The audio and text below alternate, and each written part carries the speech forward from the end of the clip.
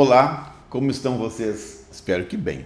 Apesar desse imenso calor, né? Olha, tá causticante, hein? Estamos quase derretendo. O tempo tá quente. Mas hoje a gente trouxe um convidado para tratarmos de assuntos quentes também. Afinal, as crianças são prioridade.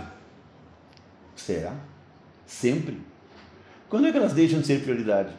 Quando a gente as esquece em algum lugar. Às vezes até no carro, dentro de um estacionamento de shopping.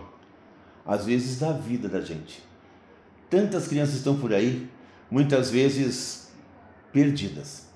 Mas não porque elas, as próprias crianças, estejam perdidas. Muitas vezes porque aqueles adultos que as deveriam cuidar, acarinhar, afagar e levar para um bom caminho, as perdem.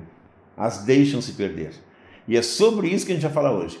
Sobre crianças, quando a gente começou a se perder das crianças e por que, afinal, precisamos constituir conselhos tutelares para defender um estatuto de direito das crianças e adolescentes. Que ruim, né? Quando a gente deixa as crianças vulneráveis a tantas coisas da vida. Isso é muito ruim. Mas vamos ver como é que a gente pode ajeitar tudo isso, melhorar um pouco e dar novamente às crianças o lugar de prioridade delas. Com a gente, Jefferson Leon, que é estudante de Direito, né, Jefferson? E conselheiro tutelar? Fui conselheiro tutelar, hoje presido a Associação dos Conselheiros Tutelares do Rio Grande do Sul. Dos conselheiros, né? Então, isso. Todos os conselheiros. Quantos conselheiros tem no Rio Grande do Sul, Jefferson? Os profissionais conselheiros têm 2.637. Os que estão atuando, aqueles que já foram conselheiros? Não, os atuantes. Os atuantes. 2.635. 35. É. Vê só, num estado grande como o nosso, é um número ainda pequeno, não? Tem muitos municípios que necessitam de abertura de mais de um conselho tutelar, né? Tem uma regra nacional, que é do CONANDA, Conselho Nacional dos Direitos da Criança e do Adolescente, que diz que a cada 100 mil habitantes, novo conselho tutelar. Um exemplo, Sapucaia já deveria ter 2, não tem um conselho tutelar só, né? Uhum. E essa abertura de conselhos tutelares, depende de quê? É do governo municipal, federal, como é que isso se determina? Num geral, o trabalho do conselho, a estrutura, o salário, é a administração municipal que cuida. O que foi feito foi só a lei da criação do conselho tutelar a nível nacional. O resto tudo quem gerencia é a administração municipal. E a verba vem de onde? Do município. Do município, que faz a gestão disso tudo. Em 2012, o governo federal viu que muitos conselhos estavam sucateados. Sim. E criou a equipagem dos conselhos tutelares, que é uma doação do governo federal, através de emenda parlamentar, né, de um deputado, ou deputado federal ou senador, que dá um carro, geladeira, computador, impressora, bebedor, que é um kit completo que já vem... Para montar um conselho tutelar. Isso, para te poder... Pro município, kit básico. Isso, um kit básico. E aí já tem uma estrutura mínima para o conselheiro trabalhar, né? Para o conselheiro a conselheira trabalhar. Claro. Isso foi criado em 2012, ainda existe. E esses salários, eles são mais ou menos parecidos nos municípios? Ou tem municípios que defasam o salário? É muita diferença. Tem municípios que não têm um salário mínimo ainda, né? Que chega a ser uma ajuda de custo ainda. Né? Sério? O que não poderia nem pela Constituição. Claro. Né? Mas tem municípios que, infelizmente, que fogem essa regra. Aqui São Pedro das Serras recebe R$912, se eu não me engano, de salário. E o pior de tudo, Bebeto, que ainda tem uns municípios que, além de ser um salário baixo, ele ainda condiciona a dedicação exclusiva. Ou seja, o conselheiro não pode ser outra coisa além de ser conselheiro tutelar, né? Estamos, né? Quem sabe se a princesa Isabel vem de volta, né? Boa. Assina a Lei Áurea dos Conselheiros, né? Porque isso é praticamente um processo de escravidão, né? Exatamente. Ou, né? Análogo à escravidão, né? Como as pessoas falam, né? Porque assim, vou te dizer, né? Ser dedicação exclusiva e receber R$900 de salário para uma profissão, para um trabalho, né? Que é extremamente necessário e extremamente difícil de fazer, eu acredito, né? Não é fácil não a gente enfrentar, porque assim, ó, o conselheiro não vai visitar ou não vai conhecer ou não vai estar acompanhando crianças bem atendidas, crianças que recebem tudo o que merecem, crianças que têm as condições básicas de sobrevivência, de vida, enfim. Não são esses os objetos de trabalho dos conselheiros, né? E aí vem a importância da tua chamada inicial, que quando ela trata de que se realmente criança é prioridade, Porque se criança fosse prioridade, as políticas de proteção à criança estariam também dentro da prioridade. Claro. E o principal defensor do direito à criança e adolescente é o Conselho Tutelar, né? Claro. Então se teria uma estrutura melhor de trabalho para esses profissionais, para que ele consiga defender o direito da criança e adolescente. Claro. Porque não adianta ele defender sozinho e não ter as estruturas para atender essa criança, né? Sim, sim. Eu vou citar de novo o Sapucaia, né? Por experiências mais concretas, né? Que é um exemplo que também não adianta tu abrir um novo conselho tutelar na cidade se tu não tem os profissionais para atender. Sim. Porque aí seria mais 5 pessoas cobrando serviços às vezes inexistentes no município, né? Claro. Então nós temos que ter essa prioridade não só nos discursos, mas sim na efetividade, né, das políticas. De poder ter, né, todos os equipamentos que possam garantir para essas crianças o que elas precisam. Em muitos municípios, uma criança que sofre violência sexual, ela leva 3 meses para o primeiro atendimento psicológico. É um absurdo. Quando a criança já está quase querendo, né, a cicatriz diminuir um pouco, vai lá e abre tudo de novo, revitimiza, tu acaba cometendo mais uma violação, né? E aí isso tudo vem à tona de novo para essa criança que poderia já estar melhorando, né? Aí a gente fica até pensando, né? Afinal, é bom ou é ruim? Não pelos conselheiros, né? Mas pelo todo o entorno, muitas vezes, essa ação acaba sendo uma ação negativa, né? Exatamente. O maior problema do trabalho, da atuação do Conselho Tutelar é a justiça entender a importância desses olhos da sociedade que é o Conselho Tutelar. E realmente representar ou até mesmo punir no rigor da lei administrações municipais e até famílias que de fato violam, porque muitas vezes isso é maquiado pela justiça, né? Por às vezes questão de querer dialogar, mas a criança está sendo violada. Então, se efetivamente a justiça representasse nos casos que o Conselho mostra que existe omissão, eu acredito que andaria melhor, os administradores, os gestores andariam mais na ponta dos pés com o direito da criança e adolescente. Claro. Né? Eu vejo assim, ó, as crianças, na verdade, de alguma forma, e eu faço pediatria, né, mais ou menos assim, tenho muito contato com eles, a grande maioria assim, acaba sendo esquecida. Né? As crianças são esquecidas, as crianças, eu não sei porquê, alguém já me disse um dia, mas criança não vota, mas o pai da criança vota, né? Quer dizer, o pai e a mãe votam, mas sabe assim, então as crianças ficam perdidas porque elas não têm garantidos nada das suas coisas, né? E se a gente for ver assim, os municípios pensam algumas coisas, né? E em alguns momentos divulgam cuidados com as crianças, mas que na verdade, efetivamente, e lá na raiz não existe, né, Jefferson? As políticas, Bebeto, que tratam da questão de direitos humanos, criança, adolescente, idosos, LGBT, todos esse leque que é o direitos humanos, esse tipo de política é raro tu ter um político empenhado nisso. E muitos que são empenhados nisso, às vezes quando tem a caneta não efetivam mais isso. Sim. Porque o que de fato dá voto a isso é o asfalto que aparece, é o muro da escola pintado, é aquilo que a população vê. Agora, o trabalho de raiz, que é o que vai te dar um resultado, não no teu mandato, mas no outro mandato, talvez, essas coisas, é difícil tu ver um gestor trabalhar isso, muito raro mesmo. Canoas, por exemplo, né, Jefferson, que eu moro lá. Então, assim, Canoas tem todo um cuidado, me parece, com algumas coisas gerais da população, né? Tem lá, né, o pessoal dos idosos, que é um grupo, que é análogo a uma secretaria, enfim, né, deles. Tem outro das mulheres, né? Da juventude até tem, né? Mas, assim, ó, da juventude eu não percebo um trabalho, pelo menos, divulgado e que a gente conheça, né?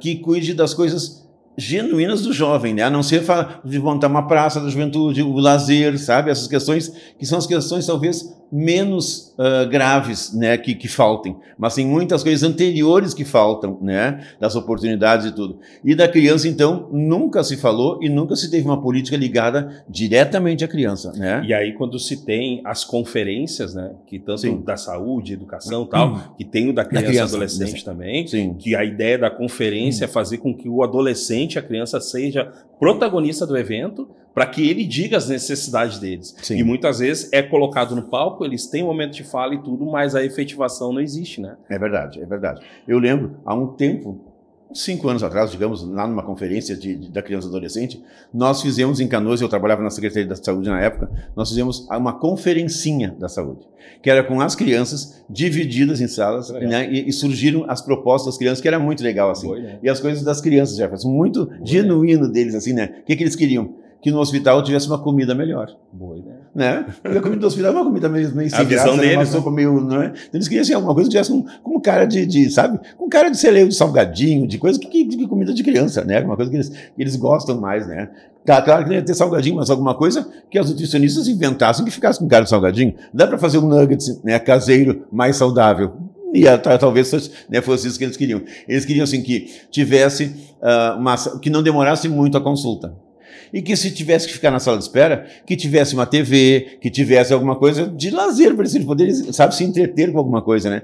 Então as crianças, a gente pensa que as crianças não estão envolvidas nas suas coisas, muito ao contrário, né? Exatamente. As crianças estão exatamente assim, ó, envolvidas e elas são... elas cobram aquilo que lhes faz bem, que elas gostam. E às vezes os pedidos deles aí são coisas simples, né? Que dá para se resolver e contemplar eles. Claro, e até uma unidade de saúde, eu lembro de Canoas, fez uma biblioteca pequenininha assim, né? Levaram livros, revistinhas, enfim, né? Colocaram uma TV que já tinha TV no posto, nós direcionaram para as crianças, enfim, muito legal, né? Muito legal. Então assim, tem que dar uma olhada, né, nessas necessidades que as crianças têm. Mas voltando à necessidade importante das crianças, que é o que a gente hoje né, pretende falar, né, Jefferson? Me diz uma coisa. Que direitos das crianças, assim, qual é o direito mais violado? O que menos as pessoas fazem para as crianças, ou deixam de fazer, ou, né, não deixam nem nada, mas realmente não acontece, fica à deriva. O que a gente percebe muito, né, o Bolsa Família, a própria escola tem um sistema que se chama FICAI, que é Ficha de Comunicação do Aluno Infrequente, tem algumas ferramentas que nos ajudam na questão da negligência na educação das crianças, né? E o que era o nosso pico maior, assim, do mais corriqueiro de se acontecer, era mais na questão da educação, mas com essas ferramentas isso melhorou bastante para nós, né? Até o ensino médio também hoje tem a questão de uma bolsa auxílio para o ensino médio, então algumas intervenções do Estado, né, ela melhorou essa condição para nós, que era bem difícil para o Conselho Tutelar buscar a infrequência escolar, né? Essa FICAI que se gerava era números absurdos, né? Eu fui conselheiro em Viamão, né? Uma cidade bem assistencialista, e cada conselheiro tinha números enormes de FICAI para se buscar. Então, a negligência na educação é um fator bem ainda a se considerar, mas não é tão como era antes, assim, né? E, por óbvio, é uma violação, mas não é algo que nos deixe preocupado ao nível de uma violência sexual ou de própria violência física, né? E lá no início dos conselhos, enfim, há um tempo atrás, Jefferson, essas questões todas de violência sexual, abuso, enfim, me parece que eram menores, ou pelo menos as pessoas não sabiam, ou não divulgavam, não aparecia, né? E agora a gente tem visto, assim, um número crescente, né? E com mais requintes de maldade, de violentos mesmo, né? E de questões que ficam marcadas para sempre para uma criança, com certeza. Eu acredito nas duas coisas, Bebeto. Eu acredito na questão onde não se tinha muita informação, né? Sim. Até porque não tinha redes sociais e tudo mais, né? E a questão também do próprio direito da criança de saber que pode ou não denunciar algo, né? Viamão nós temos, por exemplo, são 3 conselhos tutelares hoje, 5 cada um, são 15 conselheiros, né? E na minha época não tinha o conselho tutelar rural, hoje tem, que é onde é uma casa aqui e outra quilômetros, né? E é onde esses pais, esses familiares, esses tios, eram os praticantes da violência sexual, porque estava velado isso, né? Então hoje, com o acesso à informação da criança, eu tenho um projeto, por exemplo, que é o Semáforo do Toque, né? Que é uma criança, 2 bonequinhos pintados com a cor verde, onde pode tocar, vermelho onde não pode tocar, nas partezinhas, de um amarelo onde tem que ter atenção. E isso eu tenho um banner e panfletos, camiseta, e eu vou nas escolas falar sobre isso, né? Então a gente vai ensinar para a criança. Porque, Bebeto, eu quando era conselheiro, eu fazia palestra para os pais, avisando. Por favor, pai, preste atenção nisso, naquilo, na mudança de comportamento do filho, aquilo. Mas muitas vezes eu estava falando para o violador de direito. Eu estava falando para o próprio abusador. E o abusador chegava em casa e dizia para a criança o que ela não deveria fazer. Então nós pensamos, não, nós temos que mudar o nosso modus operandi, que é alertar quem tem que ser alertado, que é a criança. E aí, no caso, nós montamos então e começamos a trabalhar isso. E eu já visitei 435 cidades no Rio Grande do Sul, palestrando e também levando o semáforo do toque. E os resultados são impressionantes. Às vezes, no momento da fala, tu já há denúncia, às vezes, de criança no próprio momento. Às vezes é só um toque, mas é o primeiro passo para a efetivação de uma violência grave, né? É difícil, né? Muito. Eu vou te dizer que é muito difícil isso tudo. Olha só, para a criança, né? A gente vai ter que ensinar ou mostrar para ela, alertar para ela muito cedo. Muitas vezes talvez até desnecessariamente, Exatamente. né? Mas precisa fazer, porque a gente nunca sabe o que vai encontrar por ali. Então, é muito complicado, né? Alertar para a criança que aquilo pode acontecer é dizer para ela assim, olha, tu está num mundo completamente, né, vulnerável, né? Quando eu fiz uma cidade chamada Miraguaí, que é lá na região das Missões. E eu fiz para as crianças num período, 3 meses depois eu voltei para palestrar para os profissionais, e na abertura do evento, quando eu sentei na mesa, tinha o proprietário de um frigorífico na cidade, que ele investe o dinheiro do imposto de renda dele todo para a cidade, para o Conselho Municipal da Criança e Adolescente, para o recurso permanecer na cidade e tal. E quando ele sentou do meu lado, ele falou assim, o senhor que é o Jefferson? Eu, sim, sou eu. Se depois eu virar falar com o senhor sobre o seu projeto Semáforo do Toque, eu já me preocupei, né? Aí eu disse, qual a dúvida do senhor? Ele disse assim, não, há 3 meses atrás o senhor veio aqui, fez o projeto, passou na escola do meu filho, deixou o panfletinho, ele trouxe para casa. Quando ele chegou em casa, ele chamou a irmãzinha dele e começou a ensinar a irmãzinha dele aonde tocar e onde não tocar. Ele falou, isso são projetos que realmente a gente sente a diferença em relação à aprendizagem da criança. Então é algo muito didático, a gente não fala de sexo, não fala de sexualidade, nada disso. Sim. A gente fala basicamente onde pode, onde não pode, é toque. E eles aprendem assim, eles adoram, eles levam para casa, eles ensinam os pais, e é algo simples de se fazer. Claro, e esses projetos, Jefferson, me parecem, surgem sempre daqueles que estão fazendo, né? Não é um grande estudioso que não sabe, né? São aquelas pessoas que estão com a mão na massa, que sabem realmente o que precisa, o que as crianças precisam, onde está a solução para as crianças, né? Então, essa é a saída mesmo, né? Jefferson, se a gente pensar assim hoje, tu falou lá na escola, essas coisas todas, tem aquela questão de bullying, né? Exato. Que é muito complicado.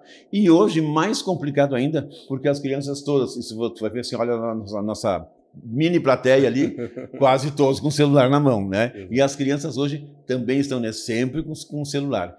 Essa história toda assim, do bullying, agora do cyberbullying, né? Exatamente. Tem leis novas, tem, né, situações novas que estão acontecendo. Criou-se agora em 2024 uma lei específica, né? Porque o bullying, cyberbullying já acontece desde a nossa época de escola, né? Sim. Há muito tempo já existe, né? E agora se criou, então, uma lei punitiva para essas situações, né? Tanto por parte de professores como por parte dos próprios alunos, né? A prática do aluno um para o outro, de trocar fotos e ridicularizar a pessoa, mesmo que seja em grupos privados, né? Hoje a lei, então, ela permite, não só permite, como autoriza Sim. a representação em se tratando de um adolescente que tem acima dos 12 anos, que aí já é adolescente, existe até punição de medida socioeducativa para tratar essa questão. Então, é de extrema importância tu levantar esse bate-papo, porque agora nós vamos iniciar as aulas, né? Claro. E o que vai nos ajudar nessa questão também,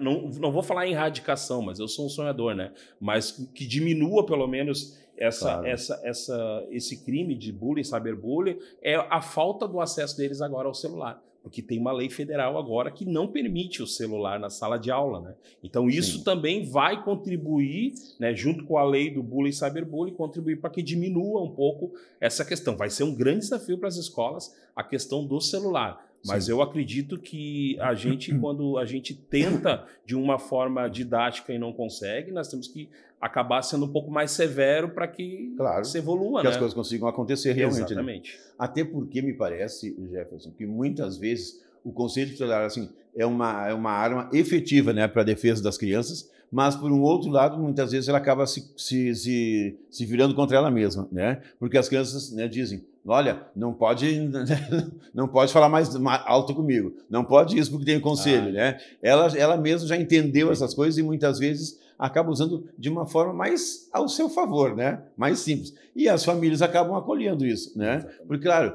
espancar é uma coisa, né? Sim. Mas orientar é outra, né? E pode ter orientação, claro que não precisa ter toque, não precisa ter aperto, não precisa de beliscão, não precisa nada disso, né? Mas o pai ter, né, o valer, né, o seu papel de pai ou de mãe, né, que é uma autoridade dentro da casa, Exatamente. Precisa valer, né? Exatamente. Porque esse respeito à autoridade começa no período lá da infância, e vai pro resto da vida, né? Exatamente. Não tem, hoje mesmo, né, a gente adulto, a gente não tem as pessoas superiores que a gente deve respeito, ou deve, né, de alguma forma, né, escutá-los e respeitá-los e não fazer, ou enfim, né? É interessante porque os dois lados usam, né, a mesma ferramenta conselho tutelar, né? Sim. Eles para dizer que não pode isso porque tem o conselho, e eles, muitas vezes, para assustar as crianças em relação ao conselho tutelar, né? Eu vou te levar para o conselho. Exatamente, as duas partes acabam utilizando. Sabe que eu gravei um vídeo uma vez, um município me pediu gravar um vídeo sobre a questão do trabalho infantil, que é dia 12 de junho, o Dia Mundial da Erradicação do Trabalho Infantil. Além de ser o Dia dos Namorados, é o Dia Mundial da Erradicação do Trabalho Infantil. Então é uma data que não é muito divulgada, porque o Dia dos Namorados acaba abafando isso, né? Sim.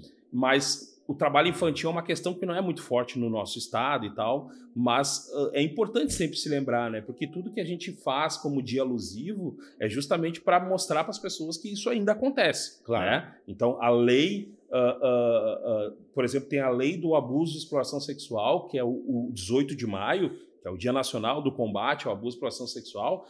Ela existe porque uma menina, lá em 1973, que é a Araceli, foi morta, estuprada por um grupo de jovens e que nunca aconteceu nada com eles. Mas nós precisamos mostrar que em 2025 ainda tem meninas Aracelis por aí. Então nós temos que continuar tratando. E é nesse mês, é nesse período que as pessoas acham que acontece mais violência sexual. Quando, na verdade, não. Eu estou tornando as pessoas sensíveis ao tema. Elas vão começar a ver mais isso. Então, quando eu falei sobre o trabalho infantil, eu fiz um vídeo bem didático. Eu disse assim, gente, trabalho infantil são duas situações que vocês vão ter que avaliar. Tá? Primeiro, dá uma carga desproporcional para a criança. Não pode dar. De trabalho. De trabalho. Sim. E a segunda questão que vocês vão ter que visualizar é que ela tira as coisas da sua idade, como estudar e brincar. Se tiver essas três situações, vai se tornar trabalho infantil. Então, vamos lá, vamos trazer para a prática. Agricultura familiar é trabalho infantil? Não, não é. Mas o pai tirou da escola para ajudar no campo.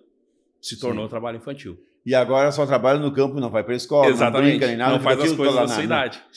Na enxada, plantando ou colhendo. Exatamente, ou a mesma coisa. A agricultura familiar é trabalho infantil? Não, não é. Tá, mas ele trabalha com agrotóxicos, com coisas que se tornou. Então, é a condição e não como. Claro. Então, eu fiz isso, lavar a louça, arrumar a casa, limpar... Nada disso é trabalho infantil. Pai, arrumar seu quarto, olha. E eu no vídeo falei, pai, mãe, você deve fazer isso, porque isso faz parte da educação, porque senão eu seria um violador. Minhas filhas, meus filhos lavam louça e tal. E aí tinha pais usando o vídeo, dizendo, olha aqui, ele fala que tu pode lavar louça, que tu pode... Então, às vezes, eles já não conseguem mais ter essa autoridade, como tu disse, né? E acabam utilizando essas ferramentas nossas, como esse debate aqui, ou outras ferramentas para poder ajudar na criação lá da casa. Poder mostrar isso tudo para eles. Né? Exatamente. E é verdade. Gente, o papo tá bom, não tá? Claro, a gente sempre tem questões que a gente quer saber, quer esclarecer melhor, enfim. E hoje é o dia. Hoje é o dia de falarmos das crianças, dos adolescentes, seus direitos, né? E garantir esses direitos é o que a gente quer. Daqui a pouquinho a gente volta aí agora um breve comercial.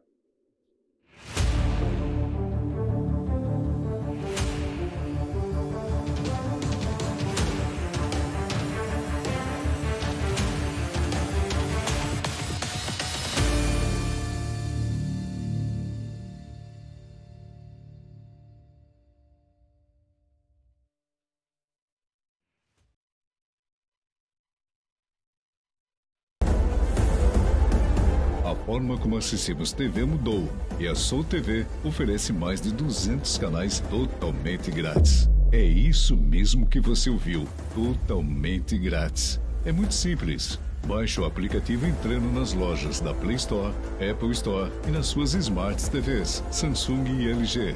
Em um clique, você baixa e assiste tudo grátis. Ou então, aponte seu celular agora para o QR Code.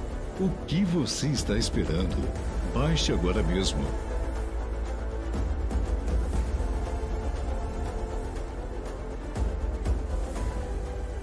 Oferecemos uma seleção incomparável de filmes, séries, desenhos animados, notícias e programas culturais que celebram a diversidade de todo o Brasil.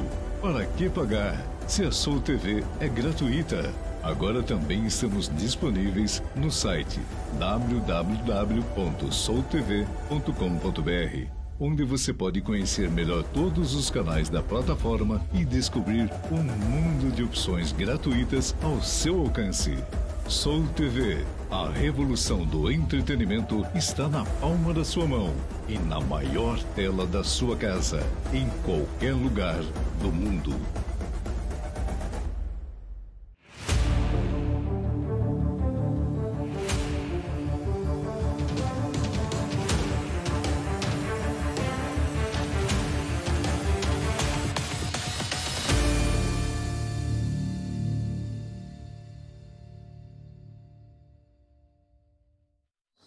E então, vocês lembram de alguns casos envolvendo crianças? Claro que sim, né? O próprio Jefferson falou agora há pouco para a gente do caso Araceli, que é um caso bem mais antigo, talvez os mais jovens, né, Jefferson, não vão lembrar. Mas nós temos assim, ó, inúmeros casos, né, que aí depois acabam até gerando, né, leis ou, enfim, coisas, né, nesse sentido. Tem a lei do Henri Borel, né? Exatamente. Que fala do que, Jefferson? Conta pra gente gente poder entender assim que existe assim instâncias fortes e superiores buscando mesmo essa defesa dos direitos das crianças, né, de garantir a elas as suas né, coisas importantes e principais da vida. É uma lei mais recente, né, que ela trata basicamente da violência doméstica, né? Inclusive a lei em toda ela se baseou muito pela Lei Maria da Penha. Ela é muito, não digo copia e cola, mas ela é muito parecida com a Maria da Penha. Maria da Penha para as crianças e para os adolescentes. Exatamente. Então, cada vez que, infelizmente, acontece uma tragédia envolvendo crianças, né, é a famosa mudança de comportamento, às vezes, da sociedade. Né? Então, se cria as novas leis. A Lei Menino Bernardo, por exemplo, que foi um menino de Três Passos, aqui no Rio Grande do Sul, né, que a base dela é a violência psicológica. Então, a base da lei Henri Borel, violência doméstica. Aí, se tu pegar a lei da escuta protegida, que é uma lei que trata de uma criança que vá num depoimento e faça somente uma vez esse depoimento e que fique gravado em áudio e vídeo e vale para todo o processo. A base, então, da lei da escuta protegida é violência sexual. Então, cada uma tem uma base. Ela acaba tratando de outros temas, né? Mas especificamente ela tem mais o ênfase naquela tipo de violência. Então nós temos hoje essas leis que tratam da violência sexual, que é a escuta protegida, a violência psicológica, a Lei Menino Bernardo, que é de 2014, e a Lei Henri Borel, que é mais da violência doméstica. E essa Lei Henri Borel, ela trouxe mais 8 novas atribuições para o Conselho Tutelar em 2022. Então, já tinha 12 atribuições, né, no artigo 136, acrescentou mais 8 pela questão da violência doméstica, que muitas vezes também o Conselho entendia que, não, se é violência doméstica, tem a mãe, tem a criança, não precisa o Conselho se envolver. Mas precisa, porque a Lei Henri Borel, ela traz o elemento de uma criança, mesmo que ela não tenha sido machucada na situação, fisicamente, ela está machucada psicologicamente. Então, a criança que presencia violência pode entrar dentro da Lei Henri Borel também. Então, esse foi um grande avanço para a nossa pauta. Aproveitando e falando nisso, Jefferson, vamos esclarecer para as pessoas, né? Importante isso, né? Que violências são essas, né? Tem a violência física, né? A psicológica, enfim. Que tipos de violência as pessoas praticam com as crianças? Vírgula, infelizmente, ponto de interrogação. Hoje, mais no geral, é a psicológica. É a psicológica, assim, a gente vê que a violência psicológica ela vem crescendo bastante por conta muito também pela presença do Estado também agora, né? Sim. Nas diversas esferas, assistente social, os agentes de saúde que vão na casa e tal. Então a presença do Estado... E a física ficam marcas, né? Exatamente. Tem o roxo, tem o vermelho, tem o arranhão, tem enfim, né? Então hoje tem o machucado. Hoje a física, né? A violência física, ela ainda acontece, por óbvio, né? Mas ela tá menor que a psicológica, né? Sim. Que é o tratamento degradante, cruel, né? Essas formas aí hoje elas estão bem presentes, né? Para o pai não poder mais bater e agredir, ele acaba fazendo uns xingamentos que levam a essa violência. E eles sabem isso, né? Porque, e sabem exatamente isso, né? Porque se acontece essa questão, né, da batida, da marca, enfim, vai pro DML, vai fazer lá um exame e tá dito. Tem um pai que falou para mim uma vez, né? E disse que, bem assim, mas eu sempre apanhei e não fui nenhum revoltado e tal. Ele disse, bom, que sorte, porque o Bernardo não teve a mesma sorte que o senhor, né? O Bernardo apanhava e acabou morrendo. Então não é todo mundo que tem a mesma sorte que o senhor, né? E a gente está em outro mundo, outros tempos. Não dá para ter a mesma educação que se tinha antigamente. Claro que não. E da mesma forma, não dá para comparar uma coisa, né? Uma coisa com outra. Né? Aquele é aquele, né? O meu pai foi um que me bateu e que não teve nada demais, mas o outro pai não quer dizer que seja da mesma forma e que a criança também receba aquilo da mesma forma. Né? Então são situações diferentes. E quando se trata de pessoas, cada situação é particular, né? Não tem como botar todos no mesmo balaio, não é dessa forma. É encarando cada família, cada criança com a sua particularidade. Mas né? é importante, eu vou insistir um pouco nesse assunto, Bebeto, porque é importante assim, ó, não só o conselho tutelar, mas a rede em si, ela não está aqui para tirar a criança de claro famílias. A gente está aqui, pelo contrário, para manter a criança no seio familiar. Mas a família precisa entender porque nenhuma criança nasce com manual. Então hoje nós temos vários tipos de transtornos que não se sabia antigamente. Claro. Tem o opositor, tem o de atenção, tem o de hiperatividade. Então são coisas que às vezes a gente conseguindo diagnosticar isso, né, precocemente, a gente evita esse tipo de agressão física, psicológica, né, autismo, que antigamente se amarrava as crianças que tinham autismo, entendeu? Então hoje se entende o que é, tem espaços especiais. E tem várias situações, né, vários graus, né, lá do autismo, onde vai se classificar para saber o que cada criança tem. Tem o não verbal, que, né, não consegue, né, verbalizar nada, enfim, mas que a gente precisa, enquanto, né, familiar, enquanto alguém de contato com essa criança, poder conviver com essa criança de um jeito mais adequado. Então, né? dentro desse discurso que eu fiz, né, a minha orientação para os pais é que eles procurem o Conselho Tutelar, procurem a assistente social, o CRAS, né, do município, para o encaminhamento para a gente conseguir diagnosticar o que há com essa criança. Claro. Né, para a gente conseguir ajudar essa família a manter essa criança. E o acompanhamento e o tratamento posterior, né? Para isso, na verdade, né, Jefferson, é que existe o Conselho Tutelar, né? É para garantir, né, os direitos daquela criança. Então, independente de quem esteja violando ou até não cumprindo, né? Se é o município, por exemplo, né, que não tem a atenção na saúde, enfim, ele começar a exigir deles essa atenção para essa criança, né? Então, é importante. O conselho não é como muitos pensam, um órgão punitivo, um órgão assim, para tirar crianças da família, dos pais. Não é isso, né? É para garantir isso. Só que muitas vezes, e o que mais aparece, são quando as famílias não garantem isso para as crianças. Então isso toma uma proporção maior, porque a gente, né, culturalmente entendeu sempre que pai e mãe são aqueles que melhor cuidam das crianças, né? Deveriam ser aqueles, né, os protetores maiores das crianças. E quando isso não acontece, as pessoas ficam muito, né? Que aí surgiram até as leis, né? Exatamente. O Henri Borel, o Bernardo, enfim, né? Que é quando justamente essas situações de violência acontecem no seio familiar, nas pessoas mais próximas, né? Avô, tio, pai, os que moram no mesmo pátio, enfim. A maior parte das violências com as crianças são intrafamiliares ou dentro de uma situação muito próxima deles. É importante essa fala, porque me remete agora a uma vez que nós fizemos um levantamento do Disque 100. Nós pegamos o Disque 100 e fizemos um levantamento do nível de violência, de violação. E, por óbvio, o maior violador de direito é a família, apareceu. Só que quando a gente começou a puxar os fiozinhos dessas informações, nós começamos a ver o quê? Por exemplo, tá? Nós temos um número enorme de mulheres com abandono de incapaz, criança ficando sozinha em casa. Sim. Aí tu vai verificar aquilo, Bebeto, tu vai ver o quê? Né? Que a mãe saiu para trabalhar, porque o pai não paga a pensão, não tem onde deixar porque não tem creche. Se ela pagar alguém, ela vai trocar figurinha porque ela saiu para fazer faxina. Então, sim, nós acusamos a mãe de algo quando, na verdade, quem abandonou ela primeiro foi o Estado. Sim. O Estado abandonou ela primeiro e ela se tornou uma violadora. Então, na verdade, às vezes o número ele nos engana em relação a isso, né? Muitas vezes a família é violadora porque o Estado abandonou ela antes. Então, sim, é importante, e essa é uma visão de direitos humanos mesmo, para ampliar, né, a informação. Olhar, claro. Não só ver que aquela mãe é uma violadora, mas como ela chegou àquele, sim, ponto claro, né, o que aconteceu anteriormente. Então, claro, essa é uma análise que tem que ser feita, né, sempre. A gente sempre tem que entender o que está rolando, né? Nessa história, nessa família, né? Eu lembro uma época, Jefferson, em Esteio, tinha uma criança que, enfim, né, a mãe ia perder o bebê, porque, né, encontraram a criança dentro de uma caixa de papelão em casa. Mas ela fazia faxina. E a patroa dela não queria que levasse a criança.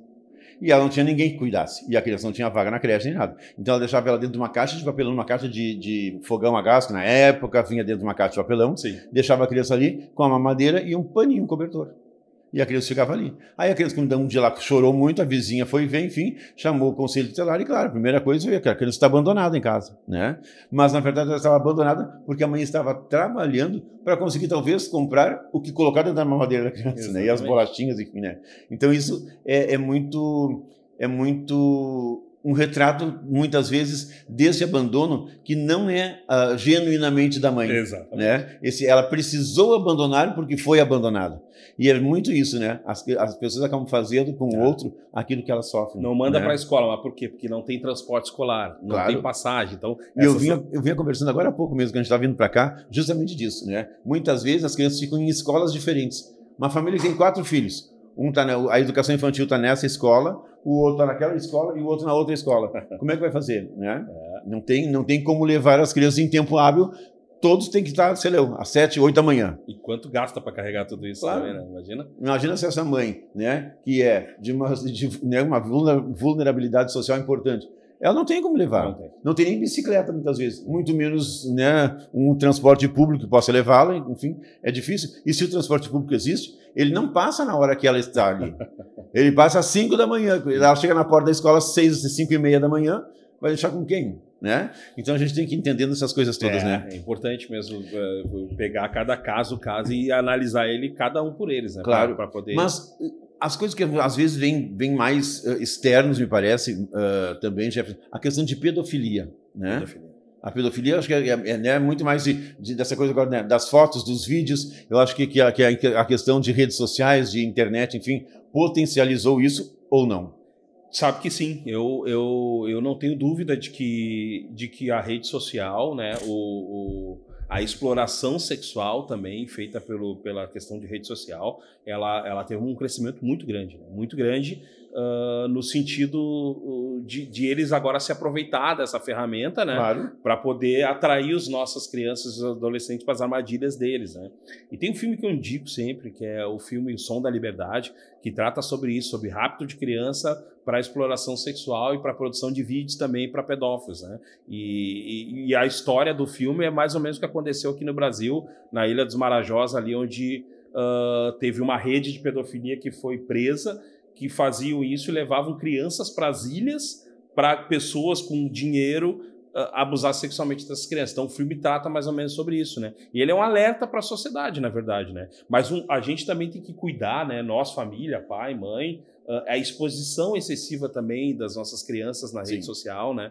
Porque até quando a gente diz que vai ir para a praia, passar essa semana ou esse mês, nós vamos estar na praia, tu já está avisando o ladrão que a tua casa está sozinha, né? Sim. Então a gente tem esse costume também de nos expor, né? Tanto nossos bens quanto a nossa vida.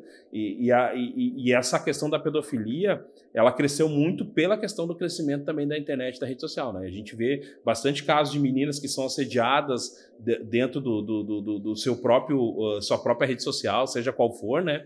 Sendo chamada, pedindo foto, e tudo isso acontece naturalmente. E o pedófilo, a gente às vezes fala em algumas conferências e tudo, né?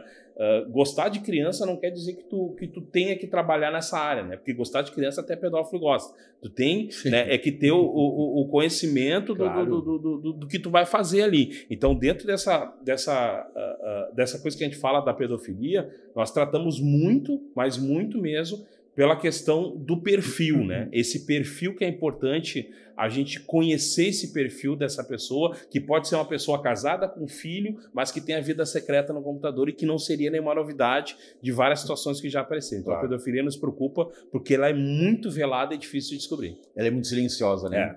Porque o próprio pedófilo, enfim, né, ele fica nessa questão, né? Com as fotos, com aquilo que ele quer ver da criança, enfim, mas ele não tem uma relação maior com ninguém, ele não tem essa relação. Ele pode ser pedófilo e nunca ter tocado numa criança na vida toda.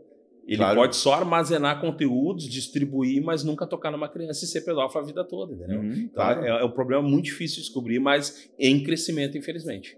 Claro, e uma das coisas também, Jefferson, que a gente vai ver assim, que isso não tem uma questão que muitas vezes nós pensamos, que isso é, entre aspas, um sem vergonhice, que é das pessoas, né, que tem um grau de vulnerabilidade maior, que tem, né, algumas dificuldades maiores. Não. Eu lembro de um pediatra, lembro em São Paulo, que ele tinha essa questão da pedofilia e ele, de alguma forma, foram vendo, ele abusava das crianças muitas vezes nas consultas. Né? E aí nas consultas ele ia examinar a criança e começava a tocar nas partes íntimas das crianças, né? Por isso que é importante lá, né, o semáforo, né? Para mostrar assim, ó, não toca aqui, né? Não toca ali. Então isso é muito claro. E eu lembro que na época que isso aconteceu, eu sempre, né, atendia no consultório, eles ficavam sentados aqui, ali era a mesa de exame, enfim, eu ia lá, examinava a criança, enfim.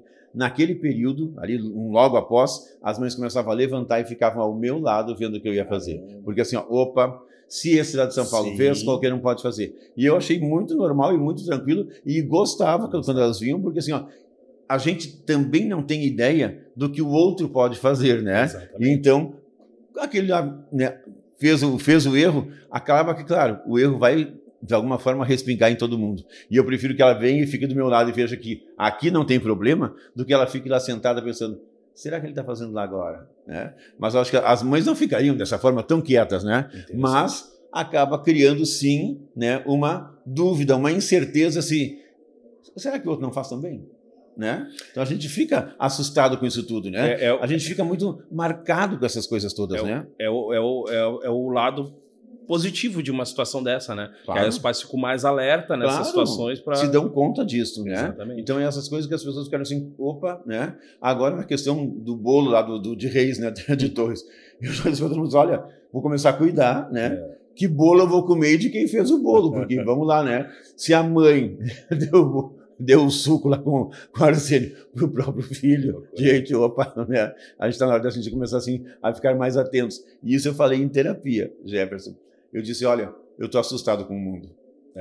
O mundo hoje me assusta, porque assim, ó, pais, mães, pessoas muito próximas, né, amigos muito próximos, enfim, estão de alguma forma agredindo o outro, ou buscando isso, ou de alguma forma mostrando algumas coisas, algumas ações tão inadequadas, tão, sabe, tão não humanas, me parece, né? Então que é muito difícil, né? Acho que o mundo está pior. E as crianças que são mais pacíficas, mais, né, permitem muito mais as coisas, acredito que elas estejam a cada vez mais sofrendo mais isso tudo, né? Eu tenho a mesma visão tua em relação ao mundo, né? Mas ao mesmo tempo que eu tenho essa visão igual a tua, eu penso que o que tu tá fazendo aqui hoje, essa entrevista, o que eu faço no meu dia a dia, no teu consultório, a gente pegou o mundo de um jeito e eu acredito que eu vou entregar um mundo melhor para meus filhos, entendeu? Com o que eu faço, com o que a gente faz. Claro. E eu tenho certeza que eles vão seguir um legado também de fazer a mesma coisa, né?